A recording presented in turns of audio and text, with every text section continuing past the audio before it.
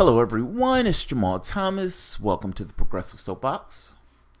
So, let me check my volume before I go too far into this, because I've done entire shows with my volume completely off, and you can imagine that that's profoundly embarrassing. It's like your arms are waving and whatnot. You're saying some profound shit, and the only person that can hear you is you. So, let's not do that this time. Alright, good. Volume's good.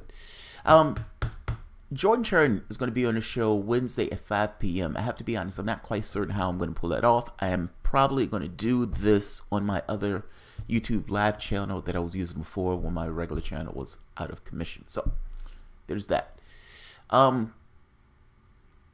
I want to talk about today has to do with the Syrian strikes, the chemical, let's call it chemical attack, that the mainstream media has come up with the idea that Assad has done it.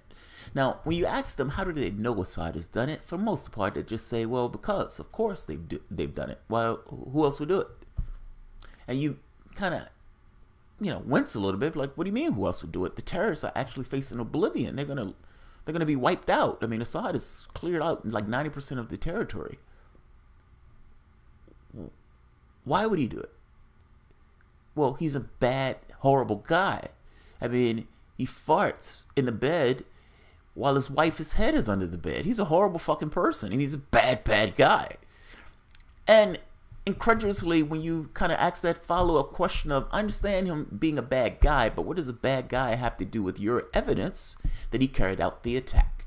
Those things seems to be different.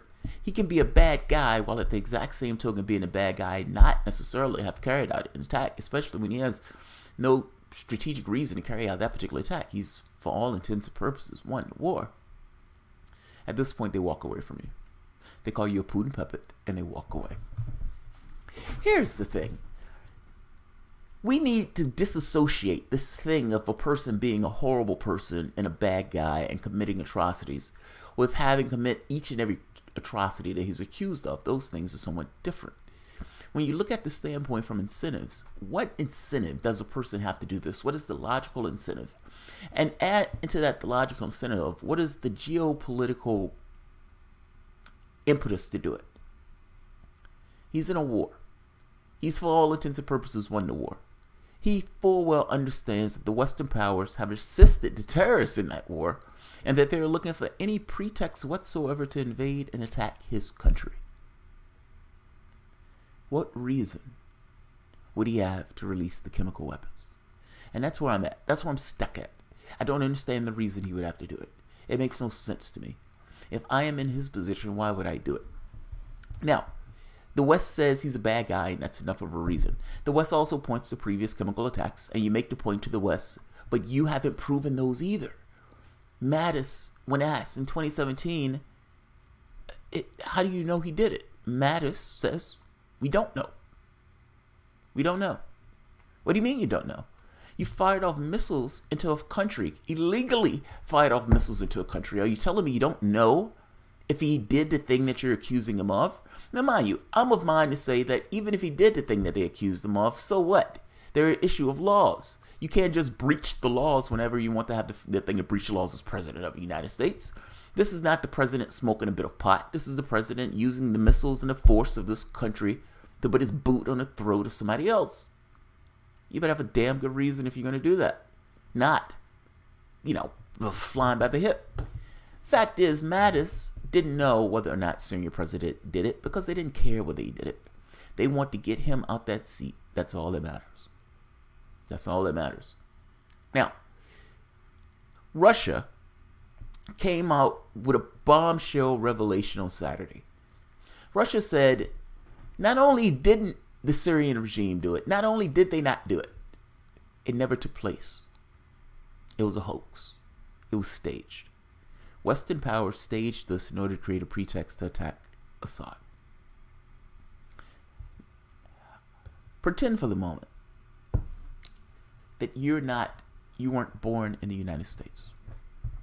Pretend for the moment that you didn't have this particular culture or that particular heritage or whatever that thing is that your parents shared in this country that put you in this country, that you were born in this country. Pretend for the moment if you were born on the goddamn moon. As you sit up there on the moon, as you look down on the earth, and you get information in regards to what's taking place. And based on the incentives in the process, meaning whether or not a side had the incentive to do it, based on the incentives that you know from the standpoint of the states themselves, meaning the United States, UK, France, UK and the United States paying terrorists in order to undermine a government. Looking at all this stuff, and you hear all of the things that people are making, this information warfare that's coming out. Who do you believe? Who do you believe? What I would ask you is to not reflexively believe the United States. Because I have to be honest, they're not playing with clean heads. I wish I could tell you something different. They're not. The moment that you and I are having a conversation about geopolitical politics, and I say, this country was paying terrorists to take down another country, it looks like the conversation would stop right there. Looks like you would be like, what? No, we weren't doing. Yes, we were doing that. And it's not even controversial at this point. It's not even controversial. Take a look at Russia's perspective of this. In fact is, we don't know which one is right. That's where we're at.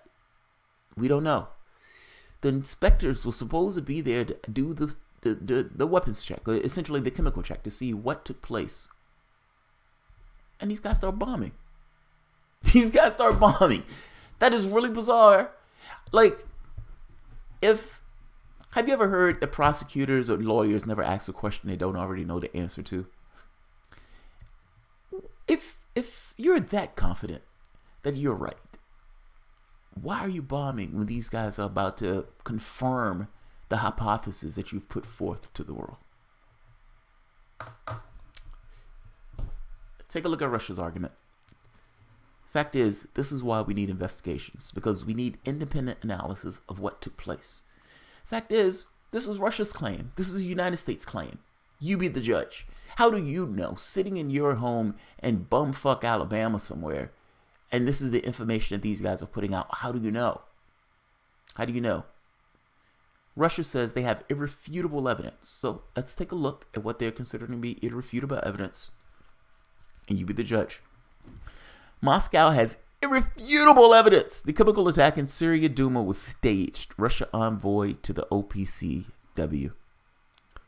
Moscow has irrefutable proof the alleged chemical incident in Syria's Duma was a false flag attack orchestrated by the UK security services with the support of the United States, the Russian envoy to the OPC said.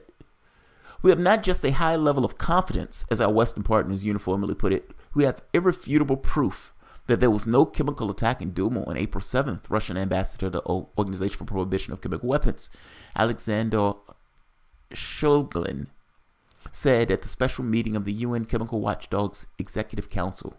The diplomat added that the incident has been a pre-planned false flag by the British security services, which could have also been aided by their allies in Washington. Things unfolded according to the pre-written scenario prepared by Washington. There's no doubt the Americans play first fiddle in all of this, Shulgin said, adding that the attack was staged by pseudo-humanitarian NGOs, which are under the patronage of the Syrian government's foreign adversaries. Russian radiological, chemical, and biological warfare units carefully examined the scene and the alleged attack mentioned by the NGO's reports immediately after the liberation of Duma from the militant groups, Shulgin said. He then drew attention to the fact that the Russian military specialists found not a single piece of evidence substantiating the claims about the alleged chemical attack. Instead, they found local witnesses who said the video allegedly showing the aftermath of the perceived attack was in fact staged. The timing of the attack was also bewildering, the Russian diplomat said, adding that the Syrian government had absolutely no reason to gas its own citizens when the city was almost liberated from the militants. Under such circumstances, the accusations against Damascus look absurd, he said. The senselessness of these claims is striking, Shulgin said, referring to the statements of the Western leaders. Now, I have to be honest. I've said the same thing. It sounds absurd. Like, if you and I are playing chess, and assume for the moment that the chess game has a larger importance, and if I move my knight, somebody's going to come and punch me in the nose. I know that he's going to punch me in the nose. Now, I have no reason to move my knight because I've already won the game. The game, for all intents and purposes, will be won the moment that I move my pawn 1 square. The Western powers, however, has said, he touched his knight. We saw him touch his knight. He absolutely touched his knight. And I'm saying I haven't touched squat. Russia say, I haven't touched squat. And the Western powers say, yes, he did. And somebody comes and punches me in the nose. And I make the point, why on earth would I touch the knight when the only thing I have to do is move the pawn to win? It looks absurd. It looks absurd. I'm laughing at this because they're right. It looks absurd. Now, whether Russia is telling the truth of that, fuck knows. There has been no investigation. My point in all of this has been, in each case after the next. Let me explain part of my reasoning for disbelieving the West on this. In 2013, Obama comes out and says chemical weapons are a red line. Now, the Defense Intelligence Agency knows that the terrorists themselves have access to chemical weapons. They know it. New York Times, terrorists have access to chemical weapons. Meaning, the organizations knew this. Obama still comes out, cherry picks information that he wants to give to the public to make it seem as if this has been a red line that was crossed by the Syrian army. When the UN Security Council, when the UN inspectors go in to take a look at this, they come out saying it looks more like it came from the terrorists than Bashar al-Assad. If Obama was cherry-picking evidence, why was Obama cherry-picking evidence? He was cherry-picking evidence because he wanted to attack that government. Do you know his policy, this ridiculous policy that Obama went by, was to fight the terrorists and Assad? Now, that's what he told media. That's what he told everyone else, but this makes no sense. Fact is, he was paying across the board ISIS in addition to the quote-unquote moderates who weren't moderates at all. Now, he did this because, again, for geopolitical reasons, he wanted Bashar al-Assad out of that seat. Bashar al-Assad assiduously stuck to that seat, even to the point where his government was teetering on collapse. Russia propped his government up. Because fact is, do you know what happens in Libya? Libya, they're out there selling slaves right now, African slaves right now. The irony of a black president ending up putting a situation where they're selling black slaves in Libya. Russia did not want that to look that on his doorstep. He did not want that to happen to Assad.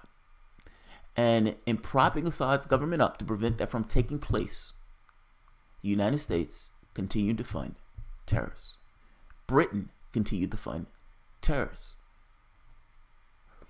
I'm making the point to you that if you're funding terrorists to take down a government, you've somewhat lost the moral high ground in any argument that's taken place.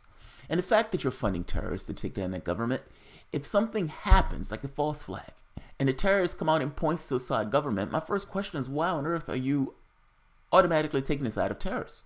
And why are you funding those terrorists and pretending as if those terrorists are not terrorists?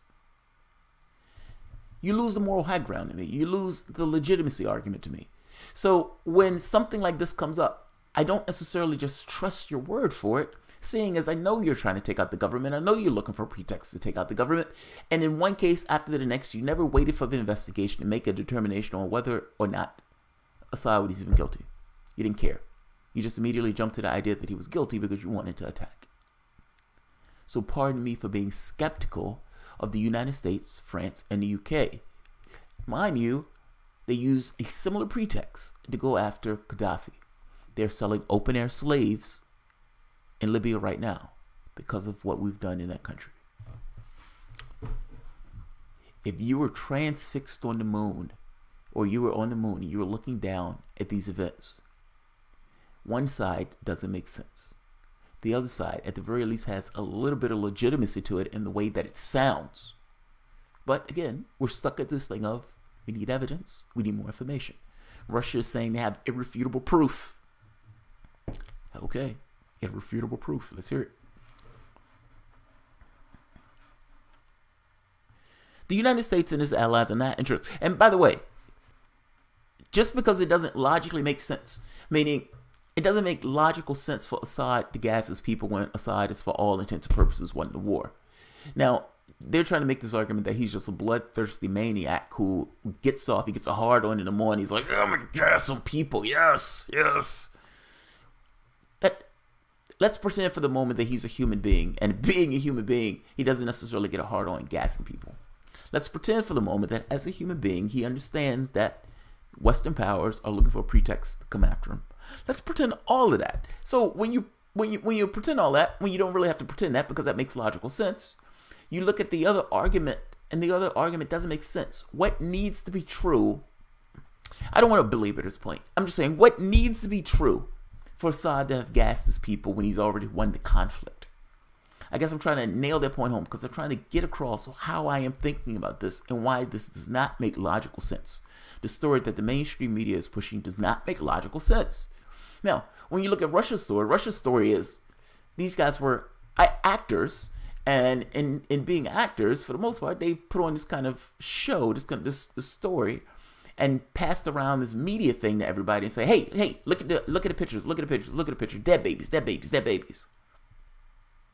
And he was like, holy shit, they're dead babies. Without ever asking the question, well, wait a minute, is it true? Is it real? Is it real? Russia's saying it's not real. And they're going so far as to say, look, we talked to the people in the area, and the people in the area are telling us that that's not what took place. Russia is saying, we've been there, you haven't, and what they're getting across to you is essentially a false flag of this kind of theater that makes it look like something in the West. That's not necessarily indicative of reality of what happened. Let me say it this way. Between the two stories, him gassing his people, him getting it hard on gassing his people doesn't make sense. He can be a bad guy. That still doesn't make sense. Shuglan extended his gratitude to OPCW investigators for their work in Duma and called for the organization's executive council to adopt a document supporting their efforts. He also denounced the actions of the United States, the UK, and France as military aggression, adding that this crime can by no means be justified. Washington, London, and Paris are playing the hypocrite as they pretend to be the defenders of the international law. In fact, however, no one is exempt. No one, except for their allies, has any doubts about the major threat to the world that comes from these leaders of the Western political camps, Slugman said. Again, pretend for the moment that you're not in the United States. France, the United States, and the UK has made the determination to attack Libya, breaking international law. Now, they're using this kind of fig leaf of a document that, put it this way, they used a document that was supposed to protect civilians and used it to essentially change the regime. They went well beyond what they were supposed to do in their scope. And look at Libya today. They want something similar in Syria, but in this case, Russia has propped up the government and has put down a mandate, their own red line, saying, if you do this, we will attack those units that have attacked us. That has put it very clear that we're talking about on the brink of a larger escalation in that conflict, which means that the United States needs to be exceedingly careful on what the United States does in that region of the globe. The United States, the UK, and France has assiduously looked for ways to take Assad out. That's just true. I don't have to like or dislike Assad. I'm talking about our actions, because the only actions that I have any impact on is, for the most part, what takes place in this country. Do you want your country doing this? And whether you want your country to attack another country or not, do you want your country to, at the very least, wait for evidence? Do you? If your country didn't want evidence in this, why do you think they didn't wait for evidence? Why do you think Trump waited for evidence the last time? And when you look back and Trump says we have no idea whether or not Syria did it, why does it make it so certain this time around that he does? This doesn't make sense. So I will put this here. Russia is trying to say that they've been there, they've talked to the hostages, they can videotape it. If you show a person on a videotape and say this person was in a gas attack, and you go back later and talk to the same person, the person said he wasn't in a gas attack, then it makes it look like there probably wasn't a gas attack. I put the article, you evaluate for yourself. I tend to use somewhat of a logic model of saying, does this logically make sense that a person would do X? And I try to treat the people involved in it as their actual people, not necessarily these two-dimensional figures. When I think of Kim Jong-un and his behavior, I don't think he's just a maniac who wants to blow shit up. No, I think he's a leader who has a fucked up country, but at the same token, that's his fucked up country, and he doesn't necessarily want Western powers to take him out of his seat either. So he takes a nuclear weapon as his way of maintaining his power base. Now, as a person, that makes logical sense. If you attack me, I'm going to attack Japan and I'm going to attack South Korea. You are not going to attack me in the same way you've destroyed those Middle Eastern countries. That makes logical sense as a human being. That's something that a human being would do to protect his station. I would assume the same thing for Bashar al-Assad, which means I don't necessarily assume that he gets a hard-on gas in his people that would give international bodies that want to take him out of that seat anyway a reason and a justification to do so. Does it make sense, however, that the Russian case of this is just made up?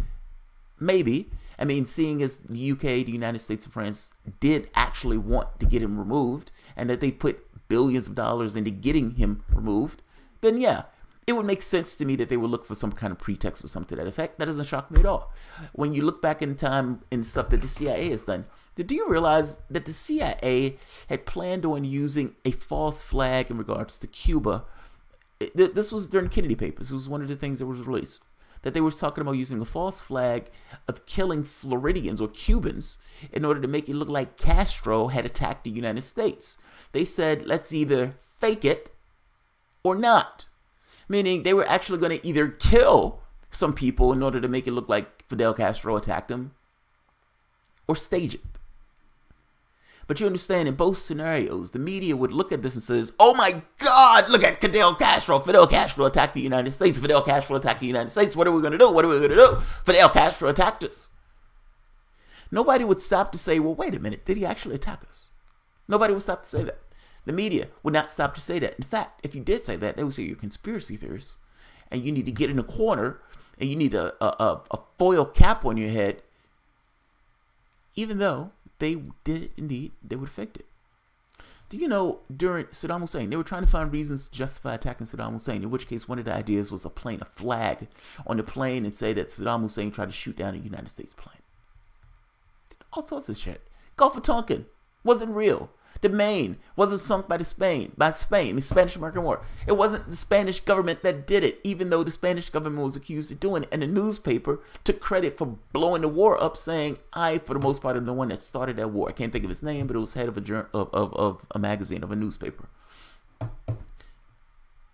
Do you remember back during the Iraq War, there's a famous video with Saddam Hussein's statue. And these soldiers get up on the statue and they put the American flag on Saddam Hussein's head and they pull the flag down. And it's like, yes, America! America! So rip their shoulder open and have chest hair and all this other stuff. They didn't do that part. The other part, however, did take place. It was made up. It was made up. The United States paid a company, I think it was like $500 million, in order to create this kind of stagecraft to make it look like the war effort was going well. Well, made up. How do you know what parts of your reality are real and what's not? Do you know that the CIA in Operation Mockingbird was paying media personalities, television personalities, educators, to try to see if they could influence the thought process of the American public, using essentially the influential leaders of the community itself? How do you know what of your reality is real? Now, the reason why I'm more open to this idea is because I have a context of some of the shit that we've done and some of the stuff that the CIA has done. Do you know that Saddam Hussein, Bush, the older Bush, goes out, calls him a monster. He's like, he's a monster, he's a monster, he's a monster. Fact is, he was our monster. That was our monster. So when Iraq, there was a revolution in Iraq. In that revolution, you had people who essentially, the guy who took over was egalitarian. He wanted people voting. He wanted to turn over power to the people themselves and have Iraq to be a republic. Yes, that actually took place. Iraq at that point was going to be a republic. The United States, Britain, the major powers freaked out. Oh my God, we can't have that country to be a republic. What are we going to do with the oil? If they're a republic, they may make the choice to use the oil revenue for themselves, and we can't have that. Saddam Hussein was backed by the United States, the Ba'ath Party, essentially that particular party, but Saddam Hussein was essentially backed by the United States.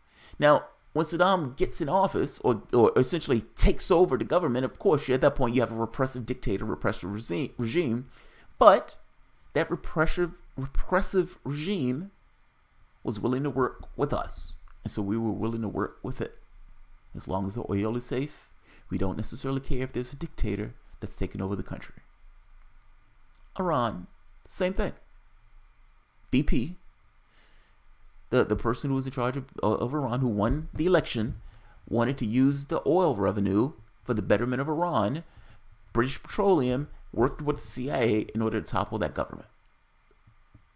I'm making a point to you that it's like, you always have to take into account that what you may think of reality is not necessarily indicative of reality, and that there's a certain amount of ambiguity built into the system itself, especially when you have governments that try to shape what the public thinks. Now, in this case, you have two narrative of events. One group says it happened, the other group says it didn't. And this is the reason why you have independent investigations. I'm giving you this story. I'm going to put this story at the bottom. You can look at it for yourself and make your own decision. I don't know whether a chemical strike will happen or not. I am profoundly skeptical of the story of the West. So I will leave it at that. All right, guys. If you enjoy the content, please feel free to share, like, subscribe, and of course, you guys can always support through Patreon. In fact, I would say probably Patreon now more than anything else, since I have no idea how long I'm going to be on this as opposed to live videos. So, all right, guys. Thanks for your help. Bye-bye.